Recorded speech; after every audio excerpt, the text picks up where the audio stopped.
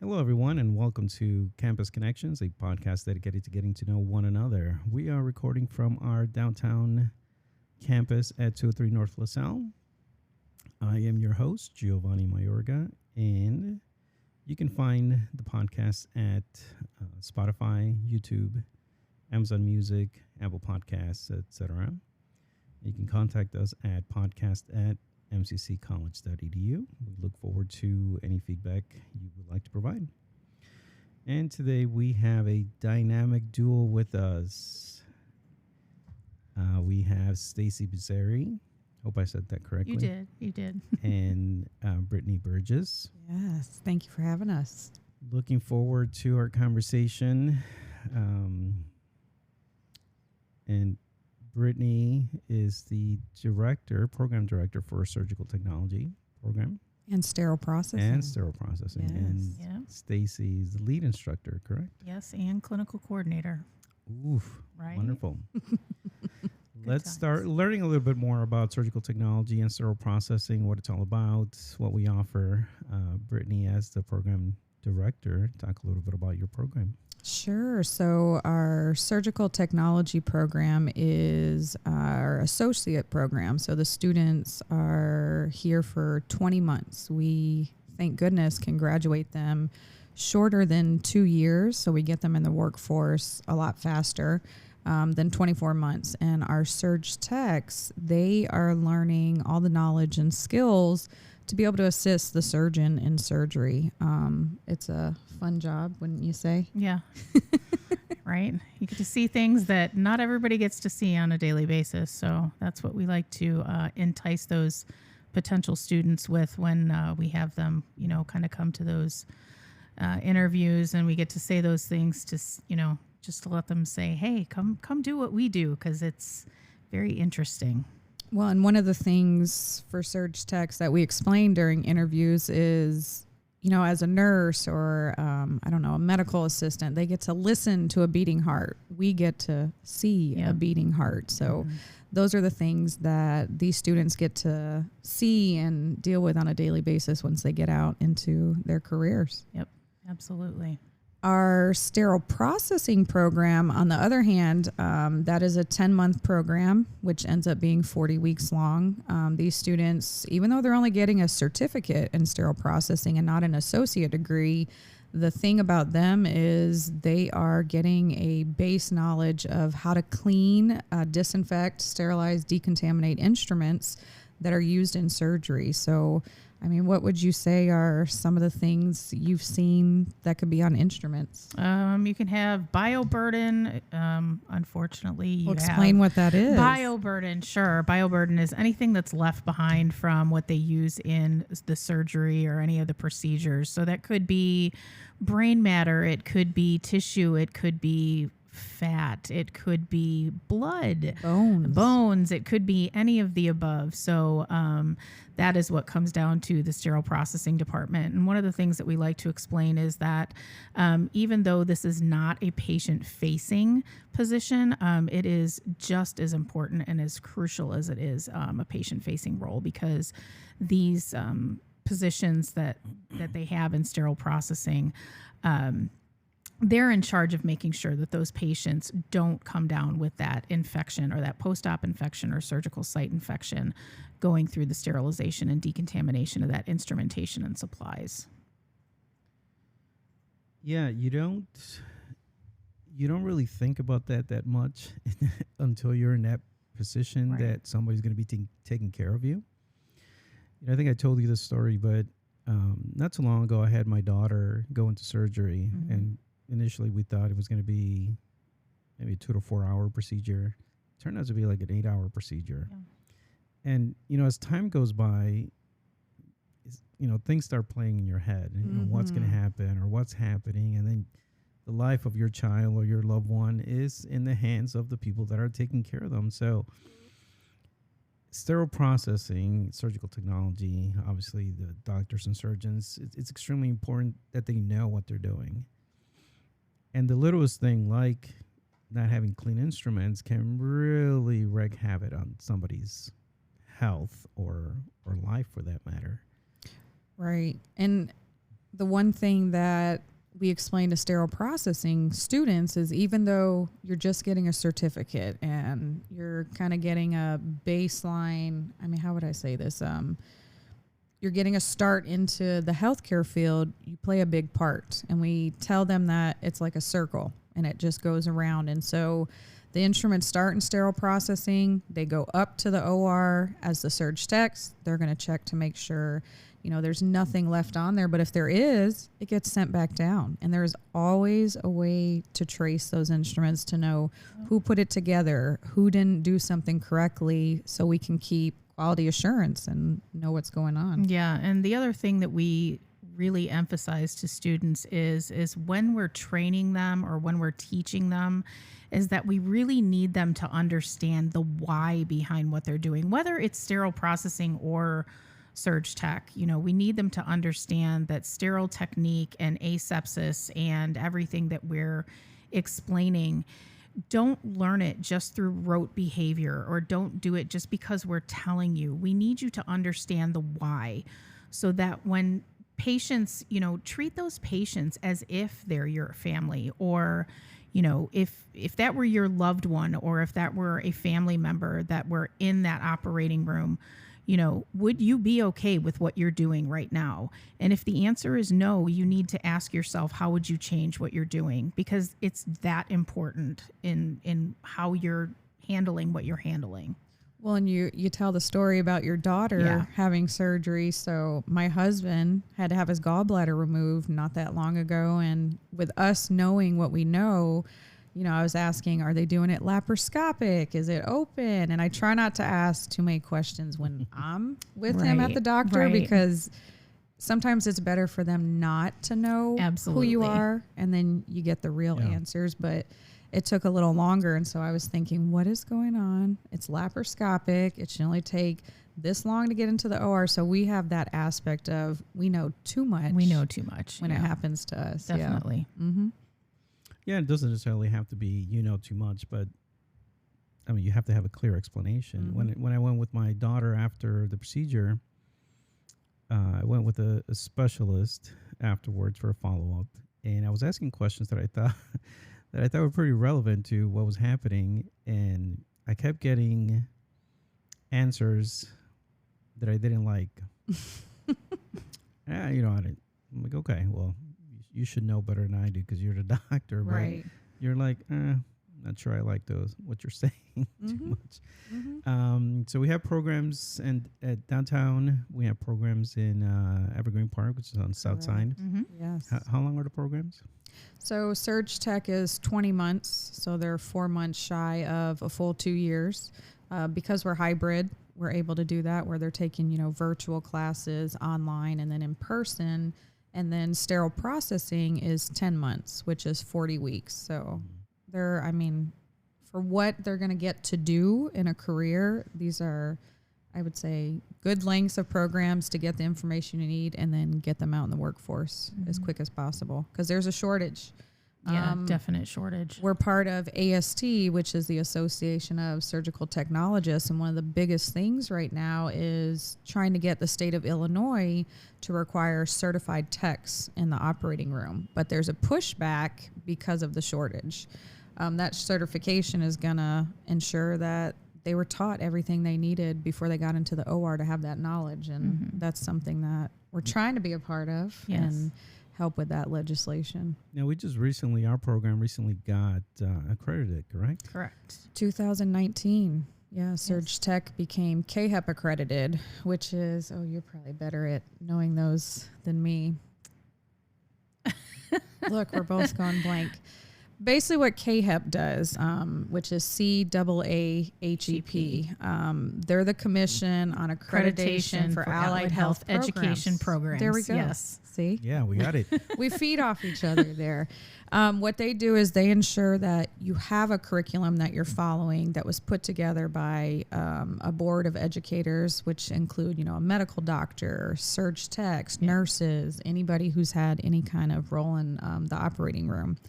And with that, they have the chance to sit for the certified certified surgical technology exam through NBSTSA, which is The National Board of Surgical Technology and Surgical Assisting. So that is, it's the gold standard. Doesn't mean that someone who doesn't have that isn't as knowledgeable, but that just lets, your hospitals and your facilities know these students came out of a program that had a strict curriculum that they followed. Mm-hmm. So, yeah. And we just went through a reaccreditation process, and we should find out in July. Fingers crossed. I think we're good. We'll get our 10-year reaccreditation. Yeah. Nice. Yep. And we spoke about that there's a difference between surgical technologist and surgical technician. That was the other one. Yeah. What are the differences?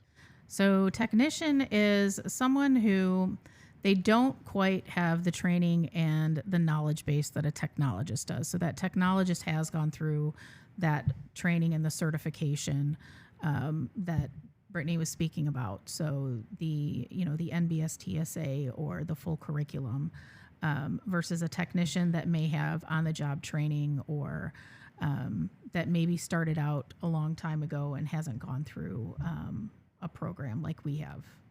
Right. And my daughter just turned 15, so I'm taking her to get her permit. And I was telling her, she went through school, which I didn't have that when I was younger. And I said, you're learning all the signs and everything. I said, and if you don't have somebody to teach you that and you just go get your permit, you're winging it, is what I say, to hope that you know what it's talking about. I said, versus you have the information more in depth with a teacher. Mm-hmm. That's kind of how it works for technician and technologist. Technologists had somebody teach them the skill set and the knowledge before they got into the OR. So kind of on that same process there. And they're really pushing AST, so the professional organization that we were talking about, they're really pushing for legislation nationwide to make sure that it's required for certification. Because if you think about it, people have to have a license to cut hair or to work on a car. Why do we not have to have certification to work in a human body? I think, what is it? Probably 15 states that require it, somewhere around there. So right now, only 15 states out of 50 require you to be certified as a surg tech. Illinois is not one of them. So right now, they're really pushing right now. AST is really pushing right now to get people on board to make it required to be a CST. And I just got an email this morning from the president of AST, and it's actually going to the Senate right now. It is. So wonderful. Yes. Yep. Like many people, I don't necessarily think that we all start doing what we end up doing, right? Right. And I know that you both started doing something different. Mm-hmm. Now, Brittany, you were a star athlete in your younger years. And then I had kids. What were you doing? So right out of high school, I had a softball scholarship. So I played at an NAIA division college, and I was a pitcher. So I did that for 4 years and went to nursing school at that time. So that was always my thing to do, but I actually wanted to be in the Olympics as a softball player. And they got rid of the Olympics before I could make it to that point because we were, as USA, we were just killing the game. We were beating everybody. So you want to beat Jenny Finch? I did. If you know who that is. Yeah, I do know who that is. She played here. I don't know if she still plays here. So when they got rid of the Olympics, they then got the professional softball leagues, and she was a part of all that. So, yeah. Is that still... They still have professional leagues, yeah. Nice. So that was my thing, and then I had kids and hurt my shoulder, and I don't play. But you softball. went to school for nursing, correct? I did, yes. I tell my students I can relate to them when they talk about some of their struggles in life. I had 2 semesters left to have my bachelor's in nursing, and had a lot of personal things go on in my life, and left school and never went back for that. Yeah, it's understandable. Regret it every day, but I wouldn't be where I'm at. That is today. true. So, That's how life happens, basically. And Stacey, you, first of all, I think it's awesome what you did in high school, which you were working at a record store, correct? Yes, I did. After I left high school, I love music. Music has been a huge part of my life. I just liked working in music, and I worked in video stores. I kind of related to the whole like Empire Records movie, like way back when, Yeah. I just love music. So I did that for a while. And then I went into banking and then did banking until the mortgage crash of '07 happened. And then I needed to go back to school, which brought me here. Yeah, we had a great discussion with Dr. Resto when I did his episode about his time in banking, and my sister's been in banking. You were in banking for, 18, 20 years? 13 years I did 13 banking. years. Yeah, I did 13 years in banking. I started out on the teller side, on the retail side, and then it got a little too sales for me. I'm not a salesperson at all. So I kind of switched over to the underwriting side, and I underwrote mortgages for about 7 years of that. So that's where I left. And then unfortunately worked for one of the largest predatory lenders in Chicago. Nice. Congratulations. Right? So I had to get out. So left and ended up in retail, and as a single mom, couldn't sustain raising a child on retail level income. So I decided to go to Miller Mott Technical College in Clarksville, Tennessee, which, how I ended up in Tennessee as a Chicago girl is a whole nother story. But that's where I ended up in Surge Tech School. I always wanted to be in medicine, so medicine always kind of piqued my interest. But that's where I ended up enrolling in surgical technology, and that was in 2009. So I ended up there. The interesting thing about that is that you are both from Chicago, the Chicago area. Correct. But you both ended up in Tennessee. Yep, that's Brittany, right. You went to university there, and Right. I actually lived there for 20 years. My dad was in the military, so that's Okay. where he was stationed. We were in Hawaii, and then he had the choice to either go to you Alaska. lived in Hawaii. We did, yes. Why'd you ever leave? First of all, Well- thank you to your dad for his service. He owns a house in Hawaii, so does my uncle. So Stacey and I have gone there. Yep. So, we still go you've there. been to- We went We went for there our 2 years ago. We went for our birthdays. birthdays, yeah. Oh, wow. Because our birthdays are only 10 days apart. Look at that. You have more in common than anybody knew. That's why we're like that's what We're two peas in a somebody said. pod. Somebody said the other day. They're like, you guys are just like platonic soulmates, and we really are. It's very weird.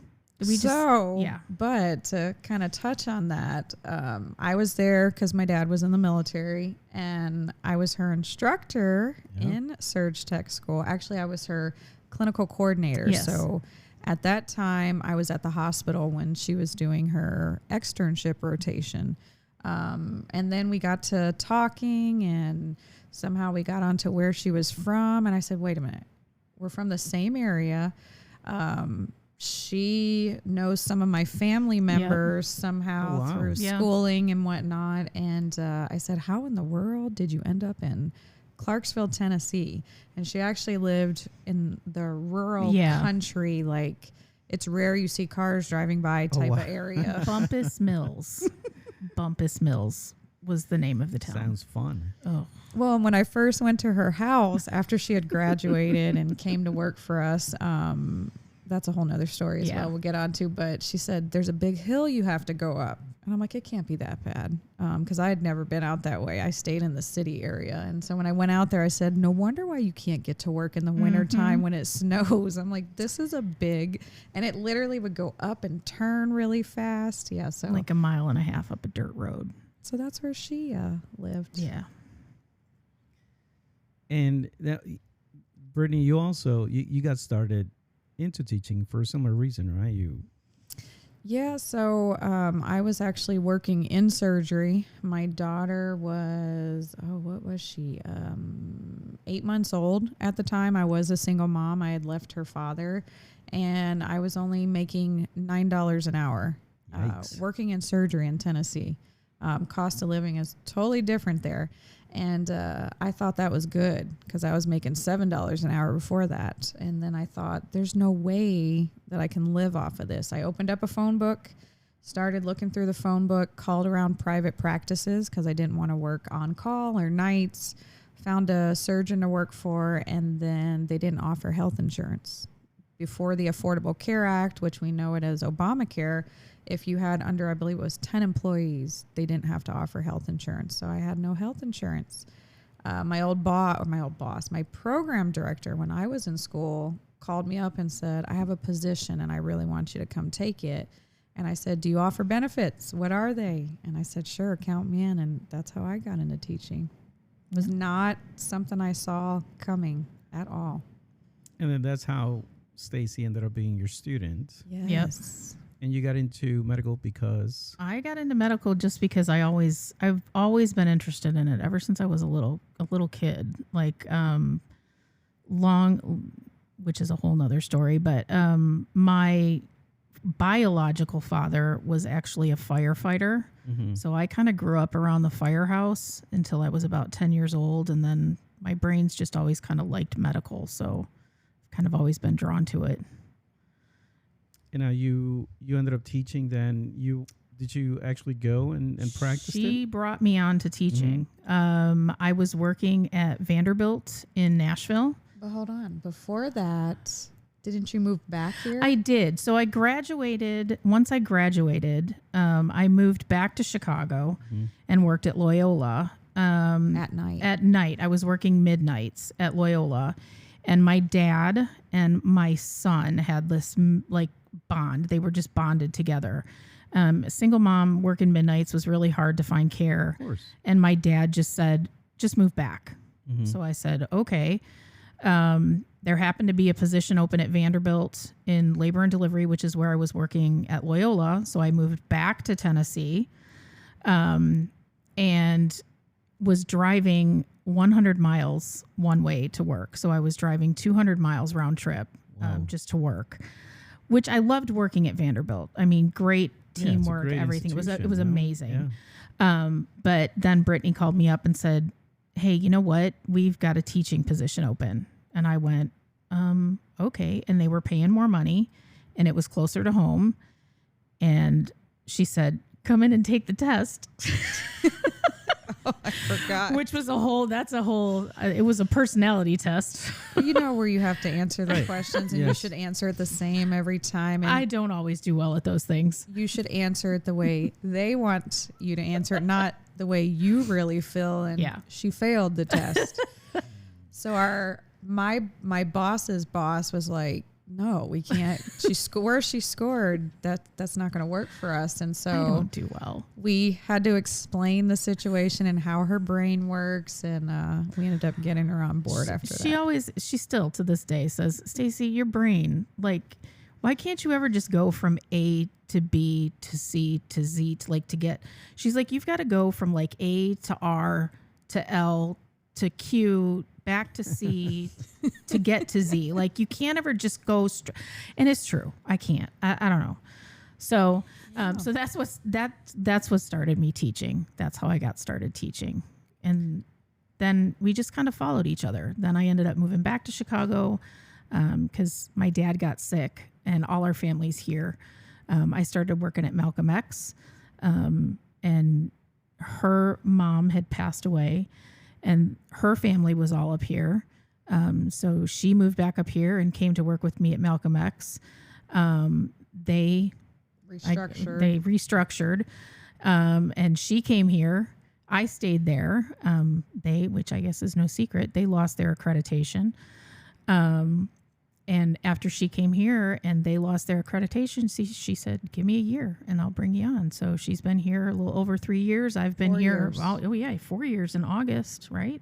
No, almost it's 5. 5? Oh, geez. I've been here almost 3 years. So that's where we're at. So we've been teaching together for almost 10 years.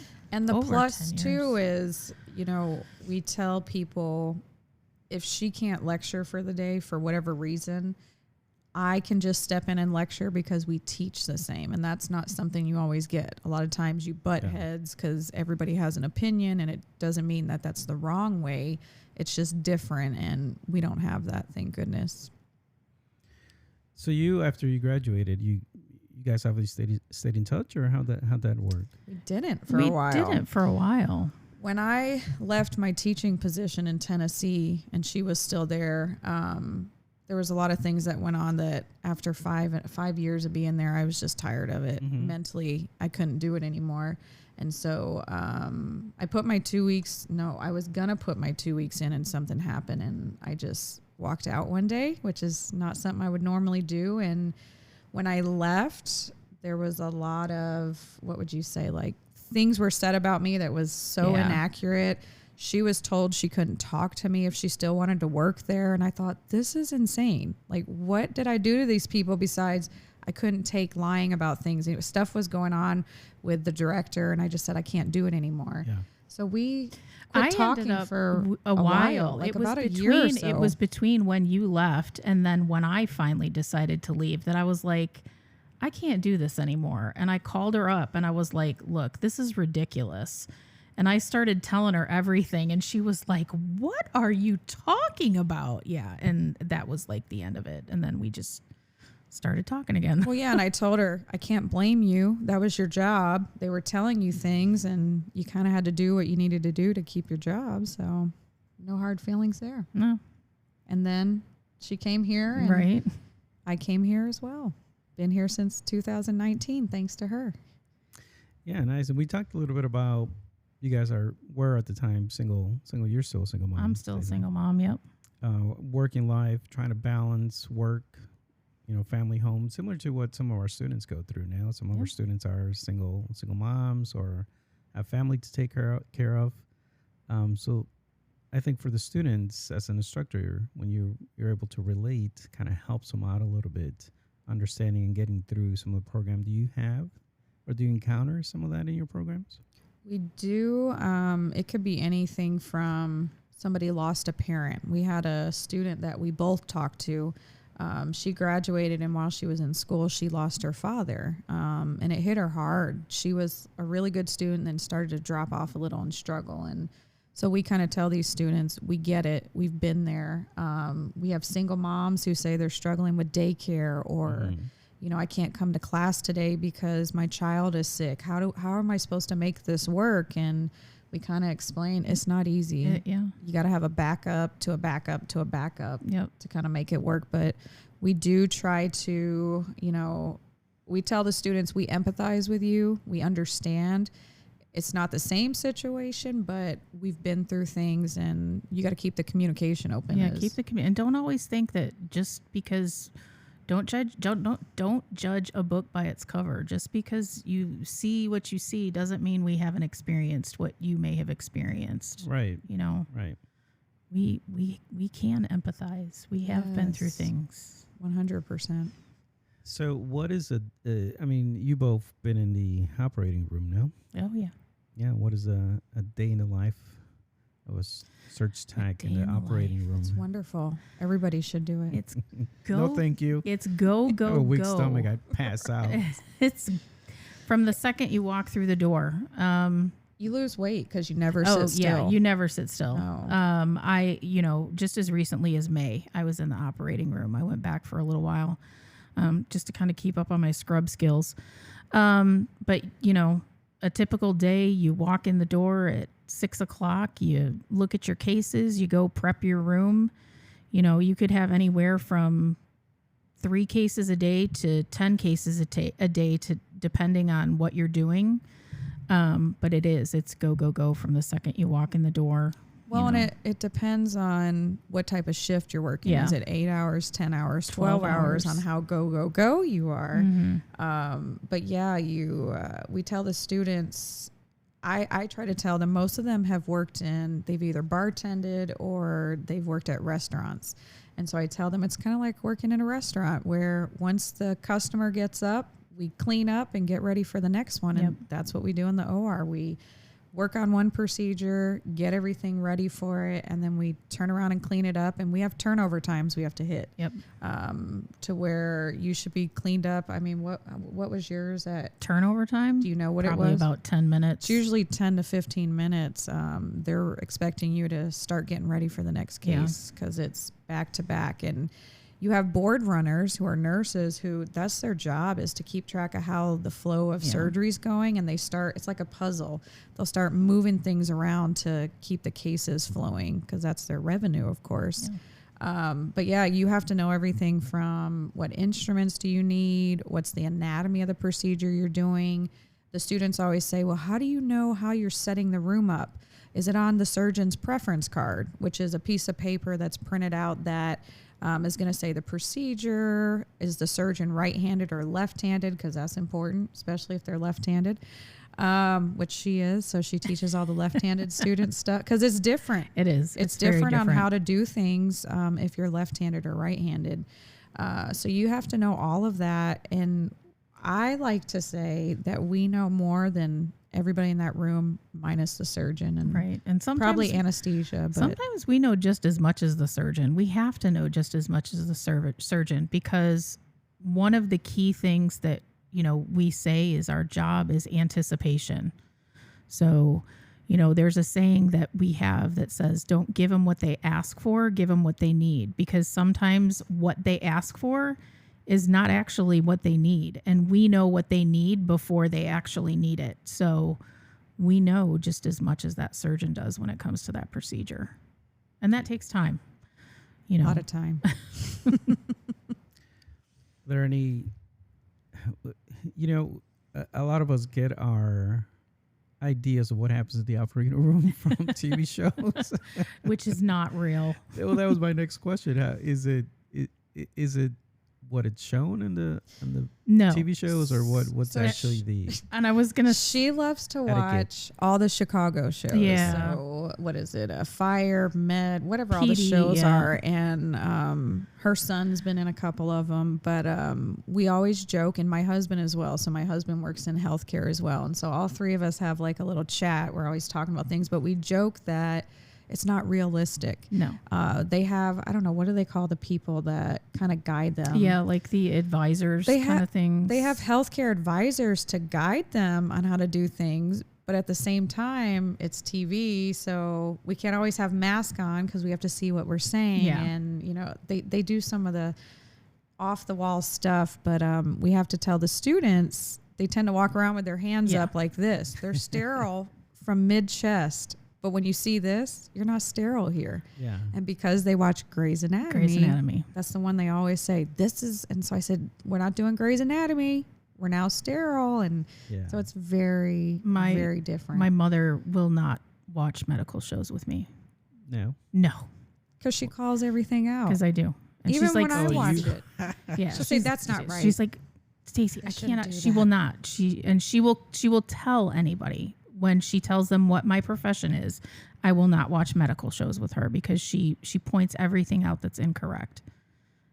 I can't help it. It is. It's hard. Yeah, I mean, I know they need to make a little drama, but it needs to be somewhat accurate. I think I was watching a series the other day, and I'm like, there's no way a doctor is doing what you're doing. No. What was the show you watched PD the other day? Yeah, they were talking about Schedule II narcotics, and they threw out 2 drugs that are clearly not Schedule II narcotics. So I was like, oh, now the world thinks, or at least the nation thinks, that albuterol and Abilify are Schedule II narcotics, and they are not. There you go. You should be then an advisor for this. I know, right? Part-time stuff. So when we went to Hawaii for our birthdays, they were filming. It was CSI Hawaii. Okay. And we were laying on the beach. We were on it. We were on it. Really? Yeah. Our hotel. We were blurry in the background. But we were there. We were there. We were famous. Did you have to sign a waiver? No. No, where we were at, we weren't part of the show per se, but we made sure we stayed there because they came up and blocked off part of the beach. Like a boundary. We were right next to it, but when we watched the show, we all had to watch it when it came on, and we're like, oh, there we are. We're blurry. Oh, right you got to there. tell me do you know what episode it was? The very first one, wasn't it? Or no? I don't remember which one. It's either maybe it was later on. We'll have to look, Yeah. but it was funny watching it and then seeing what we saw on the beach, and we were trying to figure out what the scene was about and whatnot. But so I should definitely look into that. Being an advisor for some of those shows. She would like that. I would. There's one that's on Grey's Anatomy. Yeah, Linda Davis is her name. Really? Yeah, she makes a lot of money. Her and my husband are all into that stuff because when they were doing, my husband used to act. He used to do stuff in different shows. Your aunt does too. My aunt does as well. She's as an extra or as an actual actor? They're extras, but my aunt actually has, I don't even know. Through an agency? She is, but she does more. She does more than just extra. So I don't know exactly what she does, but I saw her on Chicago Med one time and I was like, wait a minute. I had to rewind it. I'm like, is that who I think that is? And yeah, so. There you go. You can do some scrubbing on Chicago Med. We say that all the time. Yeah. We should. You should do it. I'm against it. She's all for it. Her and my husband. I'm like, you guys can go together. I'll stay at home with all the kids. You don't have to have any lines. You just have to be there. To scrub in. Yeah. Scalpel. To walk like this. Then you can walk like this and nobody can tell you not to.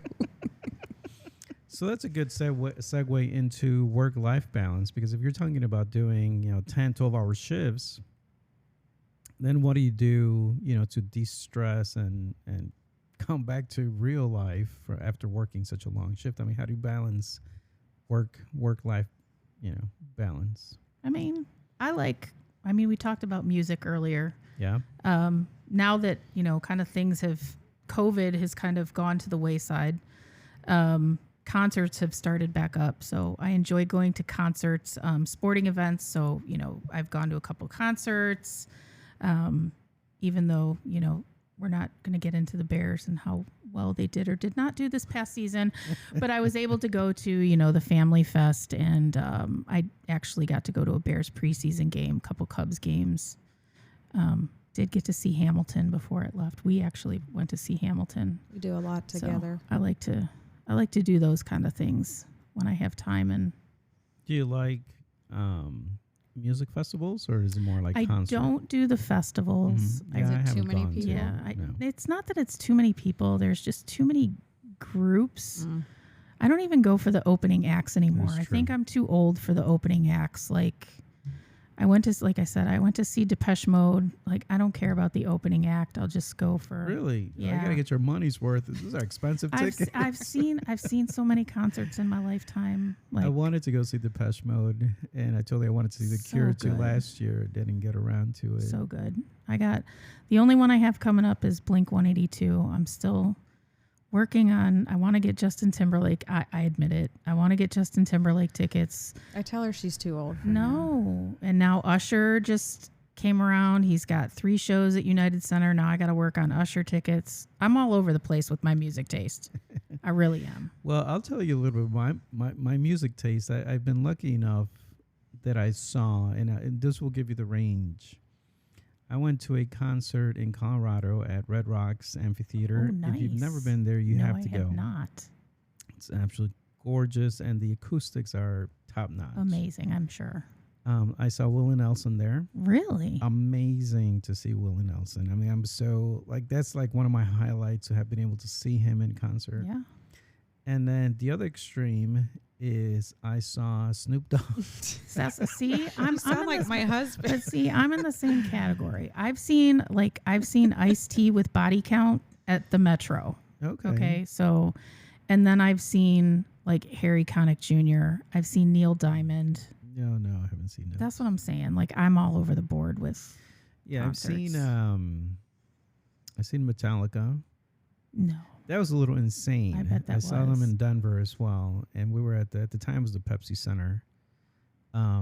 It was so loud, I thought my ears were gonna bleed. I've seen Korn. It's insane. I mean, Korn's kind of loud. I've seen Korn, and it was loud. Korn with Snoop Dogg, so I have seen Snoop Dogg. Yeah, Red Rocks. I mean, I do want to. I want to at least have the experience of, because I've never been to Lollapalooza, which is here. Really? I haven't either, but very I've gotten first one. Yeah. I got stuck in traffic and she had to guide me through downtown. That's true. I did.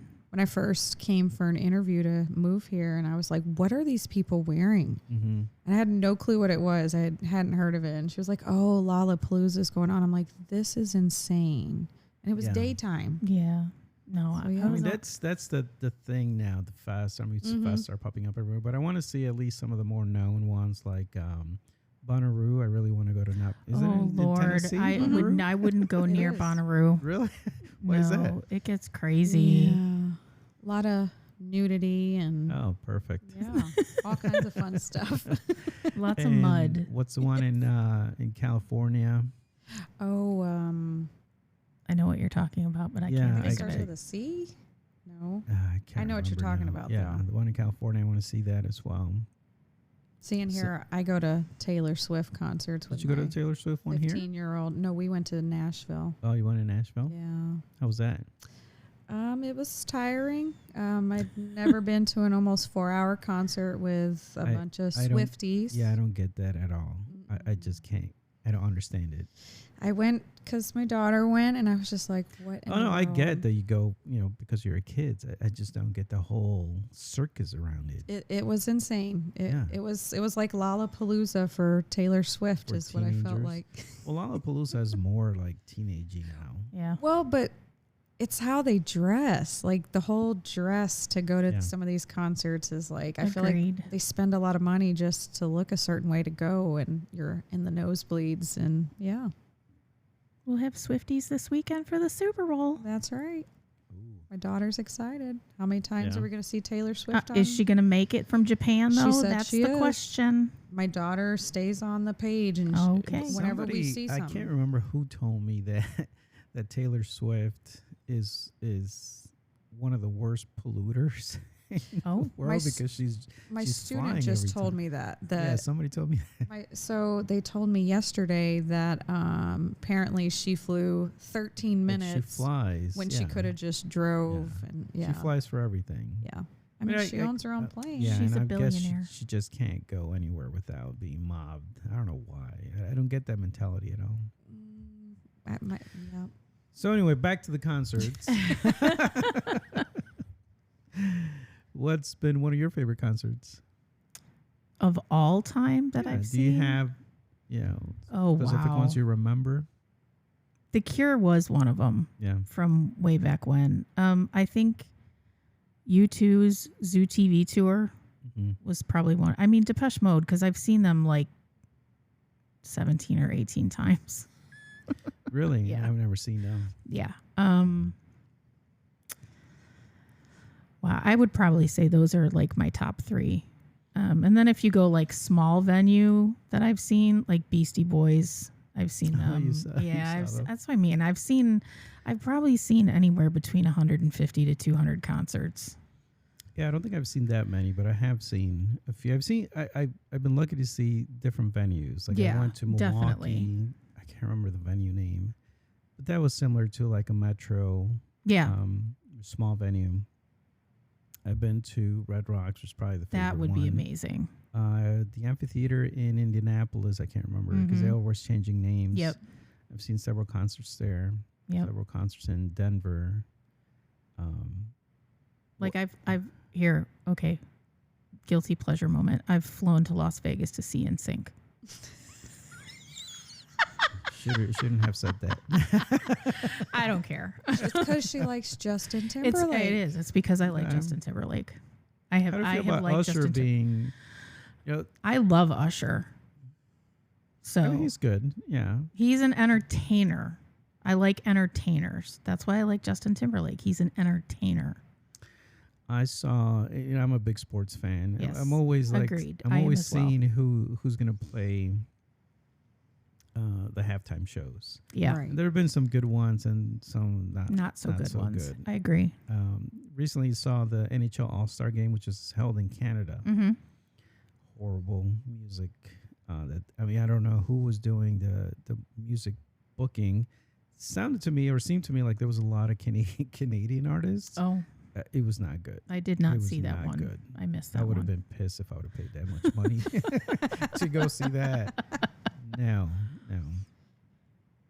So yeah, one of my favorites that I remember, and it's more for the atmosphere that was built around the concert, was Right. the Gypsy Kings. Oh, I bet that was good. Gypsy Kings at Red Rocks Amphitheater. Oh, see? It was amazing. The sound, the atmosphere, it was just like a huge party. Yeah. See, and that's I think I bet half of it was just the Red Rocks. Yeah, like I said, if you've never been there, No. it's gorgeous. Yeah. And then let alone the sound that comes off of it, it's just beautiful. Yeah, I The bet. Gorge and what is it? Is it in California? The Gorge. Mhm. That's another one I want to go take a look at. Yeah. So, anyway, what other things outside of music, Just being at home.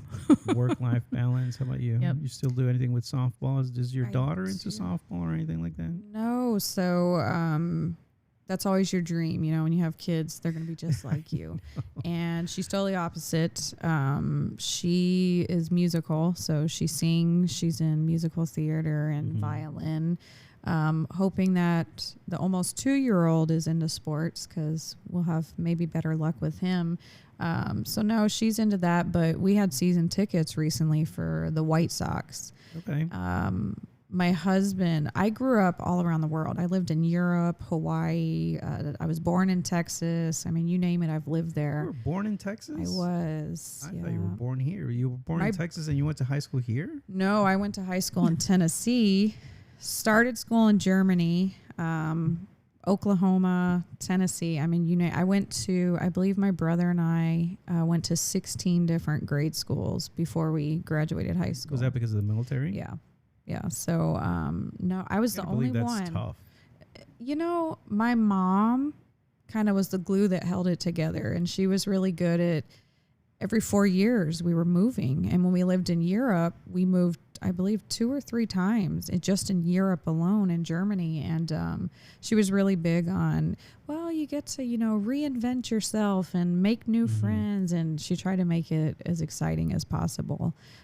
So I was the only one out of my mom, my dad, and my brother that was born in Texas. They were all born here in Illinois. So that's me. Yay. Oh, wow. So, yeah. So my husband didn't have any of that, though. They didn't travel. His parents didn't get along that great. His life was a little different. So he wanted different for our kids. And he was like, let's go to the White Sox. And we got season tickets. And we got rid of them because of how the season went. So hopefully we get that How do back. you feel about they may move?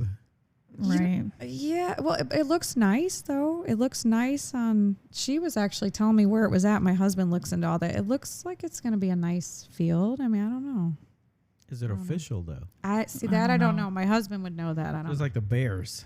She doesn't like the White Sox. So I know. she I'm a doesn't. North Sider. We're talking about that with my cousins when we were recently at this. Recently went to the Blackhawks game. We're talking about North Side versus South Side. And it's crazy.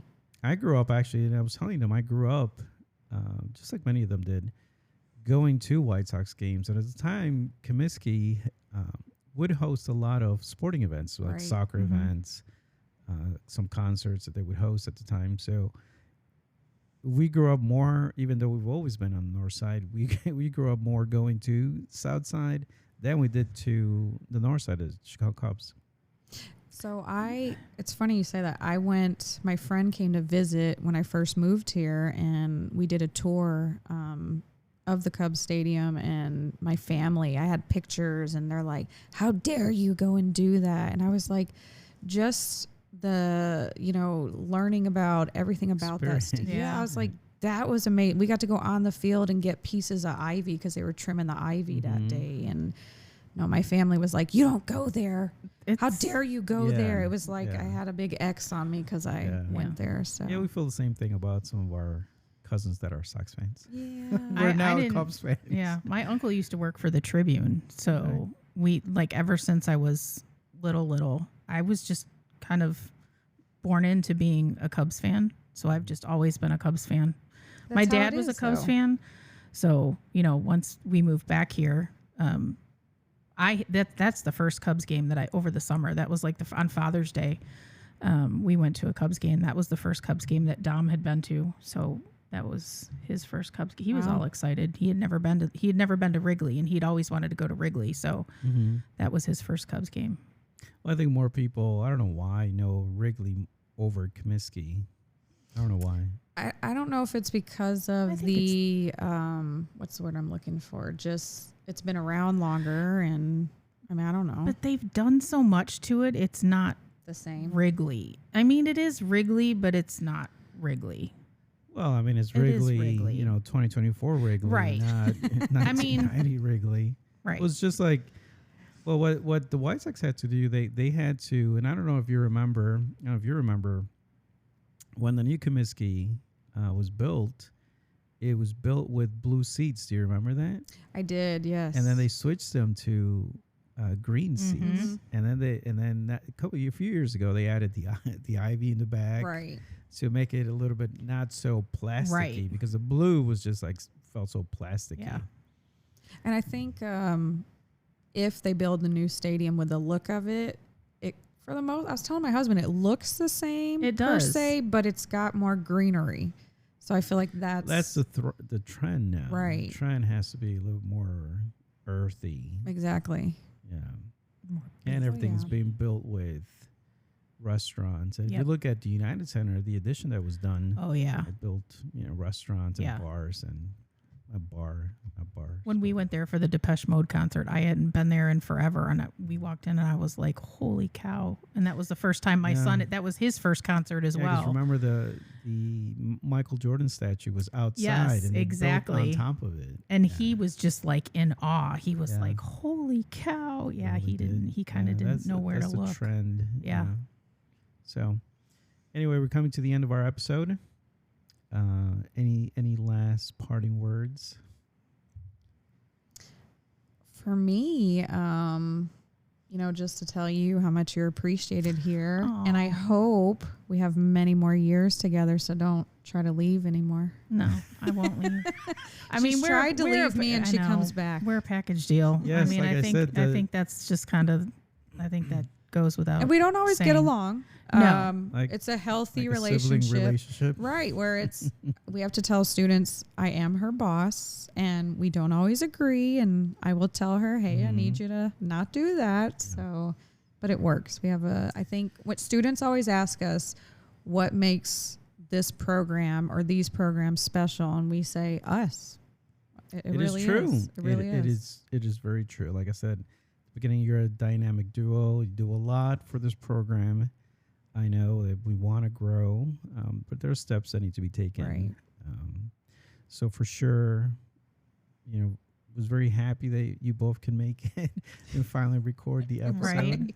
I think it's been great conversation. You are very much appreciated for all the work that you do. Well, we 'cause you do a appreciate lot of you. work to make the program as successful as it has been. Well, And I thank you for think that- having us. I think the Yes. students appreciate that as well. We appreciate you. Yes, by we the way. appreciate you Thank very you. much. Thank you. Very kind of you.